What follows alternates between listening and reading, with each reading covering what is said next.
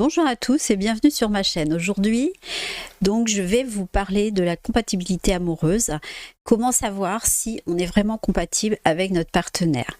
Est-ce qu'il y a des signes, en tout cas, qui montrent qu'une relation peut fonctionner ou pas? Donc, tous les couples sont différents, en tout cas, c'est clair.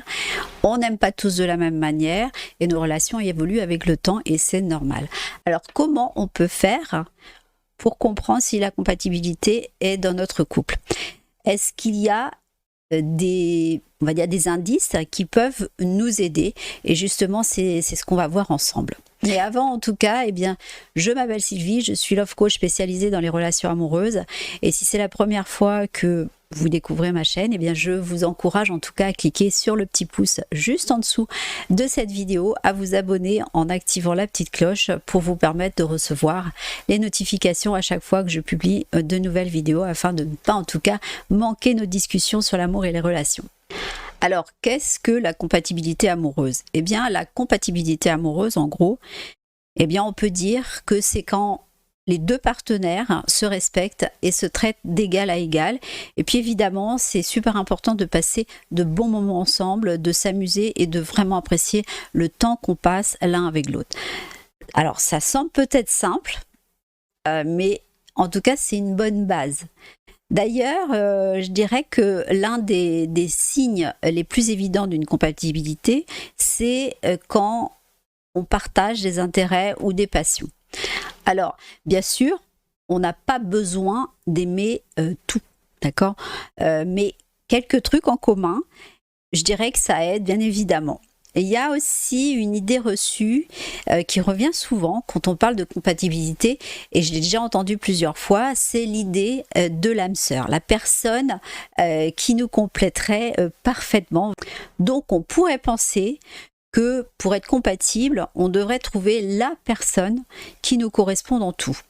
Alors je dirais attention, c'est quand même un petit peu un piège, parce que cette vision peut nous amener à des attentes, on va dire, plutôt irréalistes.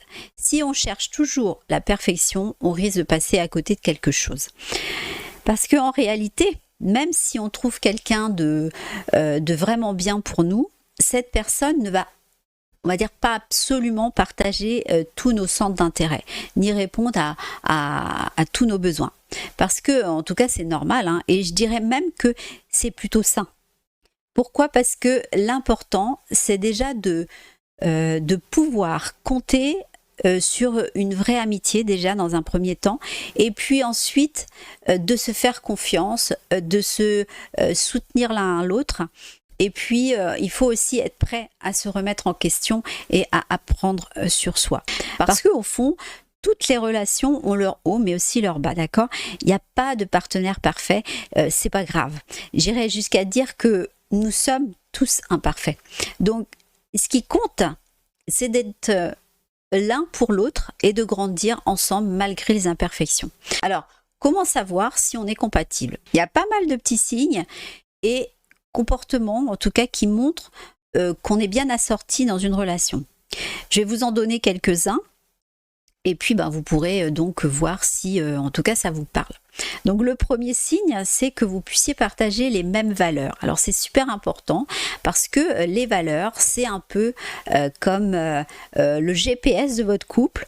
Quand on partage les mêmes valeurs, ça nous aide à rester soudés, même quand on traverse des moments, on va dire, compliqués. Et avoir des valeurs communes, c'est vraiment la base d'une relation solide. C'est un peu comme, comment je dirais, les fondations d'une maison. En gros, si vous avez les mêmes principes sur les choses qui comptent pour vous, que ce soit la famille, l'honnêteté, l'engagement, etc., ça peut vraiment faire la différence dans les moments difficiles. Ce n'est pas juste un détail, mais c'est un vrai indicateur de compatibilité. Le deuxième signe, c'est d'accepter les défauts de l'autre. Alors, comme je le disais tout à l'heure, on est tous, on va dire, imparfaits, c'est clair, et même dans un couple où il y a beaucoup d'amour, on ne peut pas s'attendre à ce que l'autre soit toujours comme on veut. Chacun a ses petits défauts, ses singularités, et ça fait partie en tout cas du pactage. Et ce qui est vraiment important, c'est d'accepter que l'autre soit lui-même, avec ses qualités mais aussi ses défauts. Alors attention, ça ne veut pas dire qu'on ne peut pas s'améliorer, mais il ne faut pas être dans l'idée qu'on va changer l'autre. En gros, c'est ça. Et il faut être prêt en tout cas à l'aimer tel qu'il est ou elle est, hein, sans espérer une transformation magique. C'est une belle preuve en tout cas de compatibilité parce que ça montre que vous êtes là pour la personne qu'il ou elle est vraiment. Et en 3, eh bien, si vous vous disputez, et oui, ça peut surprendre, mais se disputer de temps en temps, eh bien c'est normal, c'est même, je dirais, sain hein, dans une relation. Ce qui compte, c'est comment on se dispute et si on arrive à gérer les désaccords sans abîmer la relation. L'important, c'est d'apprendre à communiquer ses émotions, mais aussi ses besoins, même, je dirais, quand on n'est pas d'accord, et de le faire de façon respectueuse. Si vous pouvez traverser une dispute sans en ressortir amer, mais en ayant appris à mieux vous comprendre, eh bien c'est un signe que vous êtes compatible. Ça veut dire que quand vous avez une base solide pour régler les problèmes ensemble, eh bien on va dire que c'est super précieux dans un couple. Et puis n'oubliez pas surtout d'utiliser le je plutôt que le tu, qui est beaucoup plus accusateur. 4e signe, vous partagez les bonnes et puis aussi les mauvaises nouvelles. Alors, un autre signe, en tout cas, qui montre que vous êtes compatible, c'est quand votre partenaire est la première personne à qui vous avez envie de raconter vos joies, vos galères. Hein. Quand on se sent en sécurité dans une relation, on n'a pas peur de se montrer vulnérable, d'exprimer en tout cas ses peines ou ses doutes. Ça demande de la confiance et ça renforce le lien. Si vous vous tournez spontanément l'un vers l'autre pour partager ce qui vous arrive, c'est que vous avez construit un espace de confiance où chacun peut être lui-même. C'est une vraie preuve de complicité et ça montre que vous êtes vraiment alignés. Ensuite, 5e signe, vous avez des intérêts similaires. Vous aimez rire ensemble, passer du bon temps, à faire des activités communes ou même vous passionner pour les mêmes choses. Eh bien, les couples qui partagent des centres d'intérêt, que ce soit des loisirs, des films, du sport ou alors autres, créent souvent des moments en tout cas de complicité supplémentaires. Ce n'est pas obligé d'être des passions communes, hyper sérieuses. Même aimer les mêmes séries ou alors avoir des petits rituels en commun peut vraiment renforcer la compatibilité. En fait, plus on s'amuse ensemble, plus la relation devient solide parce qu'on va associer l'autre à des moments de bonheur. 6e signe, vous prenez vos responsabilités. Quand il y a un désaccord, les couples compatibles ont cette capacité à assumer leurs propres erreurs plutôt que de rejeter tout le blâme sur l'autre. Ça veut dire qu'avant de pointer du doigt, on prend le temps de réfléchir à son propre comportement et d'admettre sa part de responsabilité.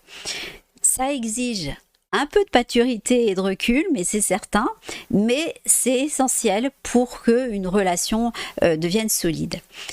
S'excuser sincèrement, quand on a fait une erreur, c'est une preuve de respect pour l'autre.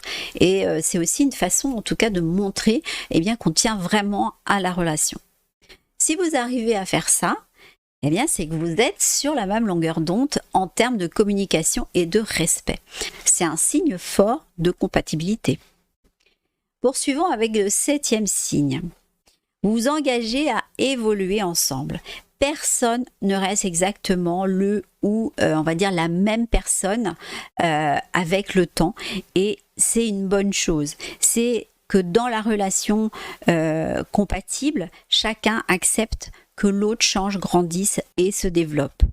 La compatibilité amoureuse, c'est aussi se soutenir dans cette évolution, se motiver à devenir une meilleure version de soi-même. Les couples vraiment soudés sont souvent là pour s'aider mutuellement, que ce soit pour surmonter des épreuves ou pour atteindre de nouveaux objectifs personnels.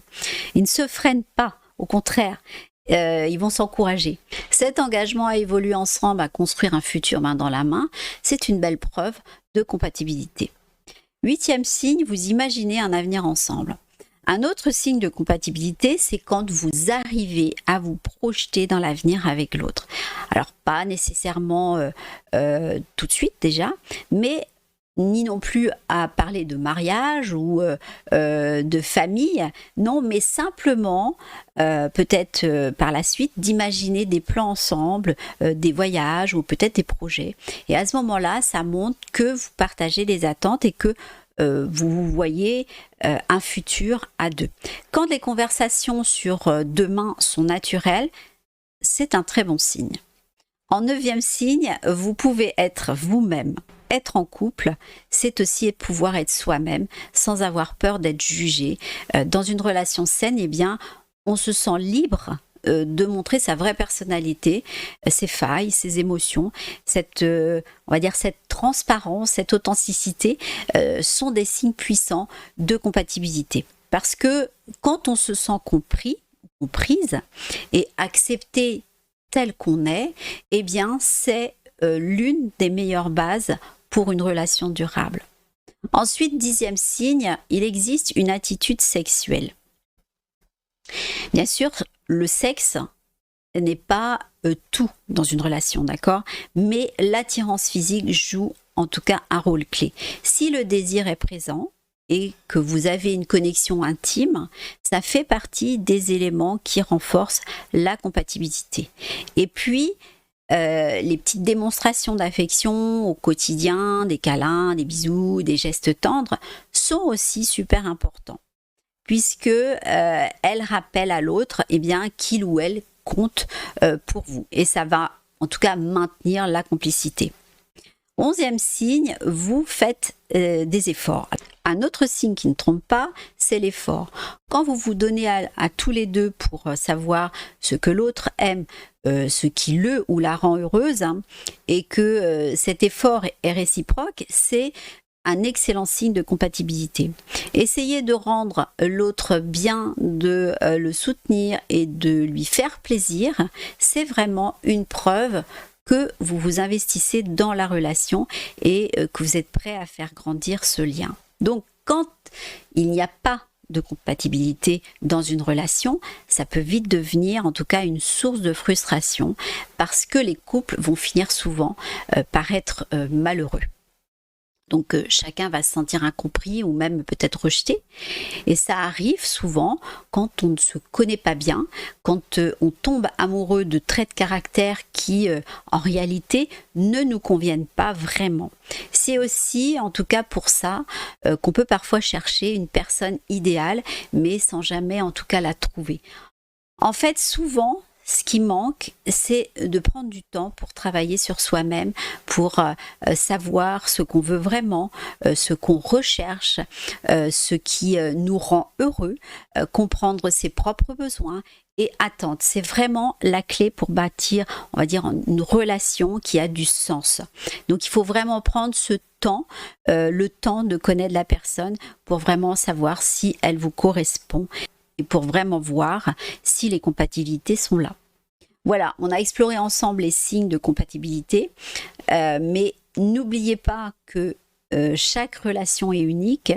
Ce qui est important, c'est d'être honnête avec soi-même et de comprendre que la compatibilité ne se construit pas, en tout cas du jour au lendemain.